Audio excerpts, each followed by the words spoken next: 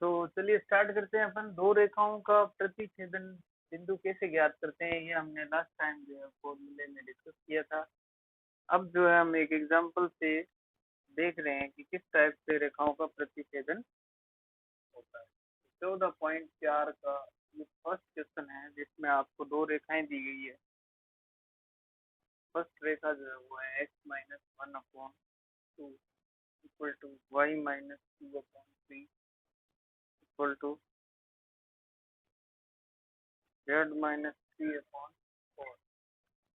दूसरी रेखा जो है वो L2 जो आपको दी हुई है वो है x-4/5 इक्वल टू y-1/2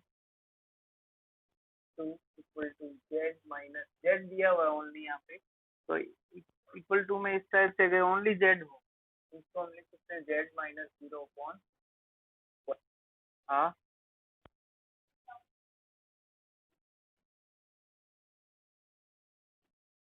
आवाज कम आ रही है क्या बेटा?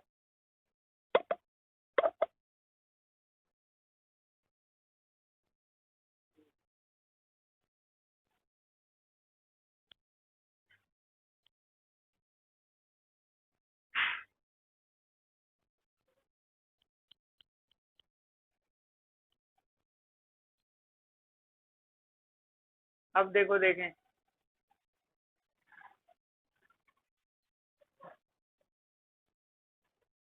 अब देखो सही आ रही है क्या?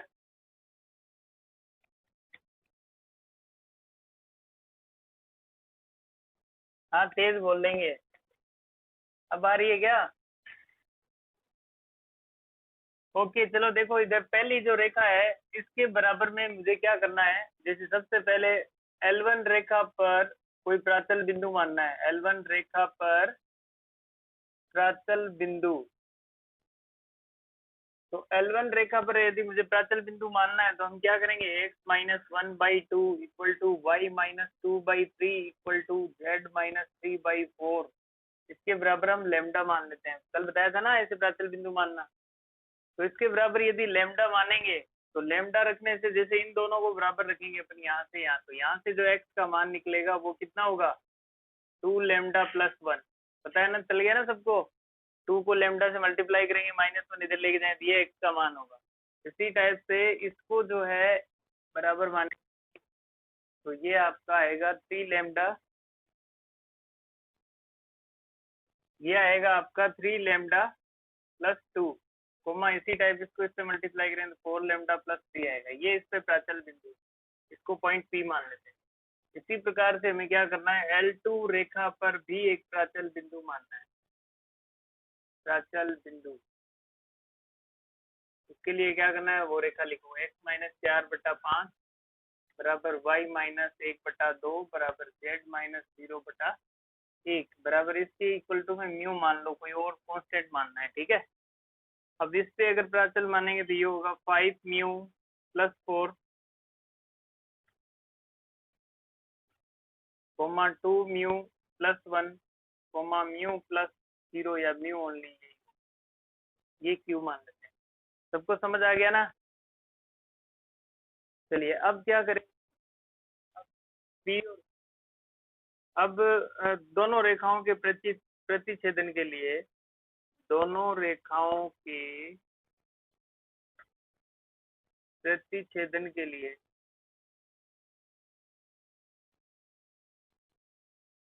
P तथा Q संपाती होंगे। क्या होंगे? संपाती। संपाती का मतलब एक ही होंगे, संपाती होंगे। तो इन दोनों को P और Q को बराबर रख दो आप।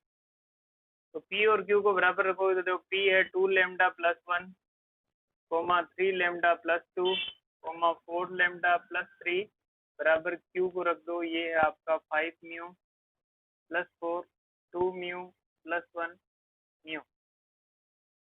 ये लेमडा और म्यू जो है वो ऐसा कोई जरूरी नहीं है कि आपको यही मानना है, आप चाहो कुछ और भी मान सकते हो, ठीक है। अब इनको बराबर रखेंगे तो यहाँ से देखो तीन समीकरणें बनेगी। पहली समीकरण तो ये बनेगी, देखो ये पहला, इसकी तुलना करेंगे तो ये होगा, देखो 2λ+1 बराबर 5μ+4, ये समीकरण नंबर 1 हो। इसी टाइप से दूसरी समीकरण बनेगी 3 लैम्डा प्लस 2 बराबर 2 म्यू प्लस 1, ये समीकरण नंबर 2। ठीक है, और तीसरी समीकरण बनेगी 4 लैम्डा प्लस 3 बराबर म्यू, ये समीकरण नंबर। आपको क्या करना है, यहाँ से कोई भी दो इजी समीकरण को हल करना है। ठीक है, और दो समीकरण को हल करके और तीसरी समीकरण में लैम्डा और म्यू का मान रख के देखना है कि बराबर आ रहा है कि नहीं। अगर बराबर आ रहा है, इसका मतलब रेखाएं जो है प्रतिच्छेद करेगी। ठीक है, चलिए अब हम स्टार्ट कर रहे हैं इनको हल करना। तो हम क्या करेंगे, हम ये मान लेते हैं कि समीकरण नंबर 2 व 3 को हल करने से, ठीक है, मैं क्या कर लेता हूँ, 2 व 3 को हल कर लेता हूँ, ये थोड़ा इजी रहेगा। समीकरण 2 व 3 को हल करने पर, 2 व 3 को हल, देखो ये सारा रफ काम है, रफ काम है ये। आप 12th में हो इसलिए हल करना दिखाओ या नहीं दिखाओ कोई दिक्कत नहीं है। जैसे 2 यहाँ से 3 में से म्यू का मान निकाल के इसमें रख देता हूँ मैं यहाँ पे, तो देखो ये हो जाएगा 3 lambda plus 2 equal to 2 mu. Mu का मान समीकरण नंबर 3 से निकाल के यहाँ 4 लैम्डा प्लस 3 प्लस 1। ठीक है, तो यहाँ से देखो क्या आएगा, 3 लैम्डा प्लस 2 इक्वल टू ये हो गया 8 लैम्डा प्लस 6 प्लस 1 हो गया। ठीक है, तो इसको अगर आप सॉल्व करोगे तो ये इधर जाएगा, तो ये हो जाएगा आपका 5 लैम्डा, और ये 6 और एक 7, 7 इधर आके इसमें से घटेगा तो ये हो जाएगा माइनस का 5। ठीक है ना। अब देखिए लेमडा की वैल्यू आ रही है -1, लेमडा की वैल्यू कितनी आ रही है, -1। लेमडा की वैल्यू -1 वापस समीकरण नंबर 3 में रखोगे तो ये हो जाएगा 4 इंटू -1 प्लस 3 बराबर म्यू आ जाएगा। तो यहाँ से ये माइनस का 4 प्लस 3 बराबर म्यू, यानी म्यू की वैल्यू भी कितनी आ रही है, -1 आ रही है। ठीक है, तो लेमडा और म्यू की वैल्यू जो है हमने -1 निकाल ली। ठीक है भाई, ये सारा रफ काम है, इसको चाहे आप दिखाओ तो दिखाओ, नहीं दिखाओ तो भी कोई दिक्कत नहीं है। आप रफ में हल करके आप डायरेक्ट लिख सकते हैं। समीकरण 2 व 3 को हल करने पर जो है लेमडा की वैल्यू भी -1 तथा म्यू इक्वल टू भी कितना मिला है, -1 प्राप्त होता है। ठीक है, अब उसके बाद में समीकरण नंबर 1 में वापस से हम रखें, समीकरण 1 में लेमडा बराबर -1 तथा म्यू बराबर -1 रखने पर, ठीक है, इसमें अगर रखेंगे तो यहाँ देखो, यहाँ से आ रहा है 2 लेमडा यानी 2 into -1 plus 1 equal to 5 mu 5 into -1 equal to sorry plus 4। ये जो है वो दोनों साइड बराबर हो गई तो हम कह देंगे कि रेखाएं प्रतिच्छेद करती है। तो यहाँ देखो, यहाँ -2 प्लस 1 आ रहा है, यहाँ -5 प्लस 4 आ रहा है, तो -1 बराबर -1 आ रहा है, इसका मतलब कि बराबर हो रही है। देखिए अब एक बात इंपॉर्टेंट सुन लीजिए, यहाँ पे अगर मान लो लेमडा और म्यू का मान समीकरण, कोई दो समीकरण को हल करके निकालने से जो तीसरी समीकरण बच गई है उसमें रखने पर यदि दोनों साइड बराबर नहीं आती है तो हम बोलेंगे रेखाएं प्रतिच्छेद नहीं करती है। अभी बराबर आ रही है, इसका मतलब रेखाएं प्रतिच्छेद करती है। तो यहाँ लिखें समीकरण 1 बराबर लेमडा बराबर -1 म्यू बराबर -1 रखने पर समीकरण 1 जो है वो संतुष्ट होती है, संतुष्ट होती है। अतः रेखाएं लेमडा बराबर -1 तथा म्यू बराबर -1 के लिए प्रतिच्छेद करती है। ये सारी चीजें अच्छे से लिखी हुई होनी चाहिए भैया, कल जो ज्यादातर बच्चों कॉपी में जो लिखने का तरीका है वो सही नहीं था। लेमडा बराबर -1 तथा म्यू बराबर -1 के लिए प्रतिच्छेद करती है। ठीक है, अब देखो, अब प्रतिच्छेद करती है तो प्रतिच्छेद बिंदु कैसे निकालेंगे। अच्छा, प्रतिच्छेद बिंदु देखो, प्रतिच्छेद बिंदु, अब P व Q दोनों एक ही है, तो चाहे आप P में मान रख दो चाहे Q में मान रख दो। जैसे मैं P में मान रख देता हूँ, तो P क्या है, P में लेमडा का मान -1 रखना है, तो 2 इंटू -1, ठीक है, प्लस 1 कोमा 3 इंटू वापस -1 प्लस 2 कोमा 4 इंटू -1 प्लस 3। ठीक है, अब देखिए ये P पॉइंट जो है वो आपको -2 प्लस 1 यानी ये -1 हो गया, ये -3 प्लस 2 यानी ये भी -1 हो गया, और वो भी -1 हो गया। तो ये P बराबर -1 -1, एक रेखा से एक बिंदु की लंबवत दूरी,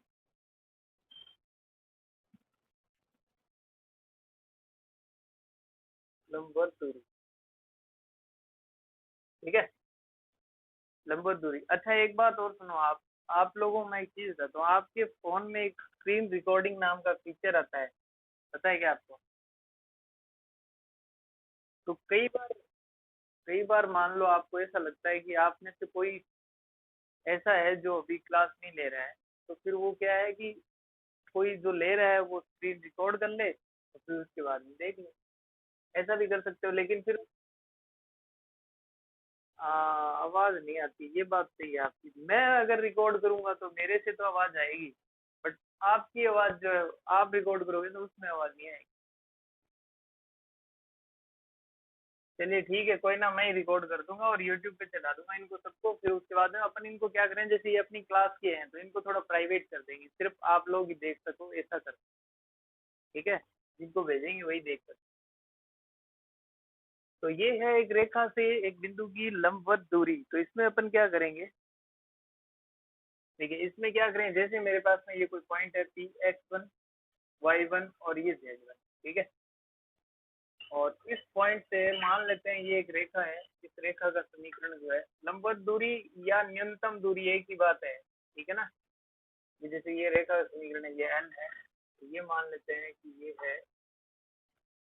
x minus x2 upon a बराबर y minus y2 upon b बराबर z minus z2 upon c, ठीक है।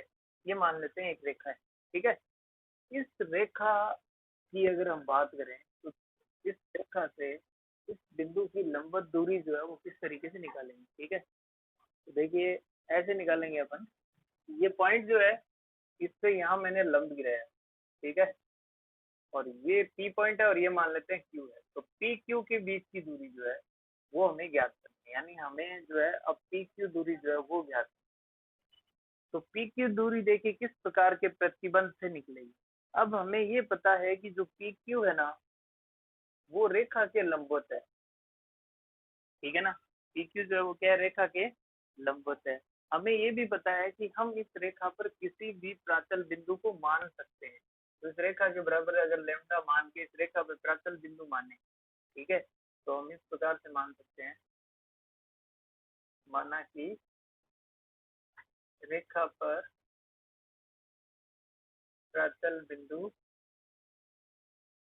क्यू जो है वो इस प्रकार है। क्यू पर हम यहाँ बिंदु मानेंगे तो देखिए क्या क्या हो जाएंगे, यहाँ से देखो ये इसको गुणा करो तो ये हो जाए A lambda plus x2 comma B lambda plus y2 comma C lambda plus z2, ठीक है। ये q जो है वो हो गया, ठीक है। अब ये जो q है, देखो ये q पॉइंट है और ये p पॉइंट है, p पॉइंट आपको दिया हुआ है। अब देखिए p पॉइंट जो है वो आपको दिया हुआ है x1 y1 और z, ठीक है, x1 y1 z1 दिया हुआ है। तो हम क्या कर सकते हैं, जो पी क्यू भी एक रेखा बन रही है, पी और क्यू को जोड़ेंगे तो ये भी एक रेखा बन रही है, तो पी क्यू के दिक् अनुपात निकाल सकते हैं, पी क्यू के दिक् अनुपात निकाल सकते हैं। देखिए पी क्यू के दिक् अनुपात कैसे निकलेंगे, क्यू में से पी को घटा दो चाहे पी में से क्यू को घटा दो, दिक् अनुपात निकल जाएंगे। तो देखिए क्यू वाले निर्देशांकों में से पी वाले निकाल निकाल दो, तो A lambda plus x2 minus x, फिर इसी टाइप से B lambda plus y2 minus y1, फिर इसी टाइप से सी lambda plus z2 minus z1। ये जो है वो पी क्यू के दिक् अनुपात। देखिए हम बता देते हैं आपको कि दिक् अनुपात हम क्यों निकाल रहे हैं, क्योंकि पी क्यू के दिक् अनुपात और रेखा के दिक् अनुपात ये दोनों जो है वो लंबवत है, तो इनका डॉट प्रोडक्ट क्या होना चाहिए, 0 होना चाहिए। तो इस प्रतिबंध से लेमडा का मान निकलता है, ठीक है। तो देखिए हम क्या करेंगे, पी क्यू और एल जो है वो क्या है, लंबवत है। लंबवत है तो यहाँ से हम ऐसा बोल सकते हैं कि पी क्यू के दिक् अनुपात का जो रेखा के दिक् अनुपात है एबीसी, उनके साथ डॉट प्रोडक्ट करोगे तो उसका रिजल्ट कितना ना चाहिए। तो इनको इनसे डॉट प्रोडक्ट कर देते हैं, देखो A into A lambda plus x2 minus x1 फिर plus B into B lambda plus y2 minus y1 plus c lambda plus z2 minus z, ठीक है, इक्वल टू 0। ये 0 क्यों लिखा है? क्योंकि दो रेखाएं जब लंबवत है तो उनका डॉट प्रोडक्ट, यानी रेखाओं की दिशाएं भी लंबवत है और रेखाओं की दिशा लंबवत है, तो उन दोनों के बीच में डॉट प्रोडक्ट 0 होता है, ठीक है। तो इस प्रतिबंध से हमें क्या मिलेगी? लैम्डा की वैल्यू। इस प्रतिबंध से हम क्या निकालेंगे? इस प्रतिबंध से लैम्डा का मान निकालें, ठीक है। लैम्डा का मान निकालें। लैम्डा का मान निकालने के बाद पी बिंदु निकलेगा, यानी पी बिंदु से क्यू की दूरी जो है वो दूरी सूत्र से निकल जाएगी, ठीक है। अब जैसे मान लो लैम्डा का मान निकालें और पी बिंदु से लैम्डा का मान जो निकालेंगे वो अगर, सॉरी पी नहीं, ये क्यू है, ठीक है। क्योंकि लैम्डा का मान हम जैसे ही क्यू में रखेंगे तो यहाँ से क्या आएगा? क्यू बिंदु आ जाएगा, और क्यू बिंदु जैसे ही आ गया तो क्यू बिंदु में क्या करेंगे हम? क्यू बिंदु से पी बिंदु की दूरी सूत्र जो 10th क्लास में था उसी प्रकार का यहाँ रहेगा, लेकिन यहाँ जो है वो तीन बिंदु है, यानी x1 माइनस x2 का whole square plus y2 minus y1 का whole square plus z2 minus z1 का होल स्क्वायर का अंडर रूट। ये आपने 11th में पढ़ भी लिया हुआ है, ठीक है। तो इसका स्क्रीनशॉट ले लो, किसी को कोई दिक्कत है क्या? ओके, फिर उसके बाद में इसके जैसा एग्जाम्पल करते हैं।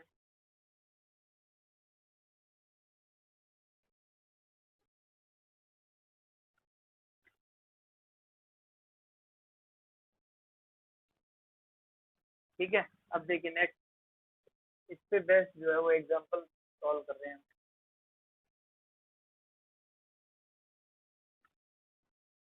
देखिए इस पे बेस्ट एग्जाम्पल सॉल्व करेंगे। देखिए उदाहरण नंबर 16 जो है, देखो उदाहरण नंबर 16 सॉल्व कर रहे हैं। तो इसमें देखिए पी बिंदु दिया हुआ है आपको, जो बिंदु है 1 2 3, उसकी रेखा से लंबवत दूरी ज्ञात से रेखा x माइनस 6/3 बराबर y माइनस 7/2 बराबर z माइनस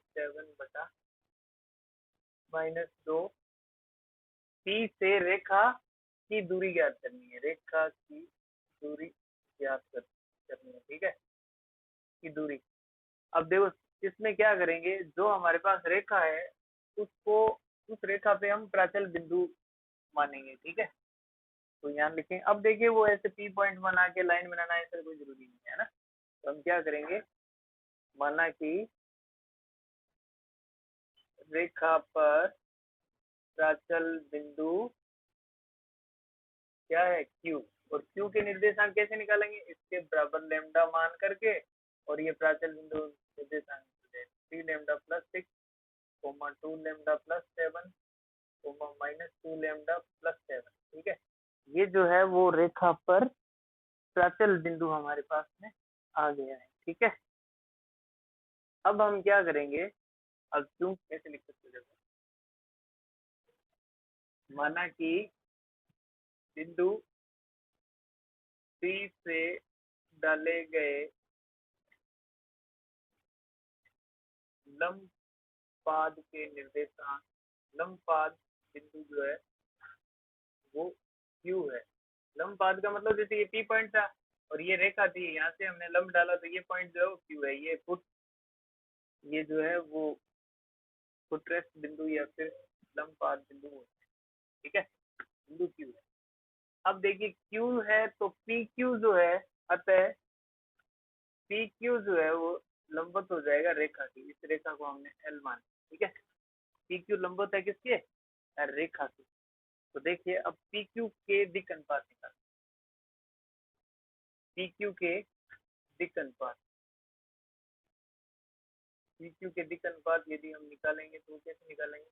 दिक् अनुपात वो निकालेंगे, क्यू माइनस पी कर दो या पी माइनस क्यू कर दो, इसमें से इसको घटा दो। तो ये 3 लैम्डा प्लस 6 में से 1 घटाओगे तो ये हो जाएगा 3 लैम्डा प्लस 5 हो जाएगा, फिर 2 लेमडा प्लस 5 हो जाएगा, फिर माइनस का 2 लेमडा प्लस 4 हो जाएगा। ठीक है, ये पी क्यू के दिक् अनुपात हो तथा रेखा एल के दिक् अनुपात, एल के दिक् अनुपात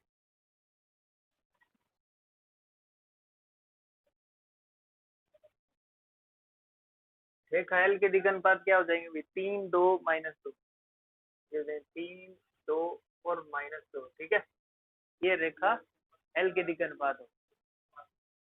अब देखो पी क्यू और ये लाइन जो है ना, वो यहाँ ना लिख करके यहाँ लिख देते हैं हम। अतः पी क्यू जो है वो लंबवत है एल के, तो इनका डॉट प्रोडक्ट जो है वो 0 होगा। तो हम क्या करेंगे, 3 lambda plus 5 into 3 plus 2 lambda plus 5 into 2 plus -2 lambda plus 4 into -2 equal to 0। ठीक है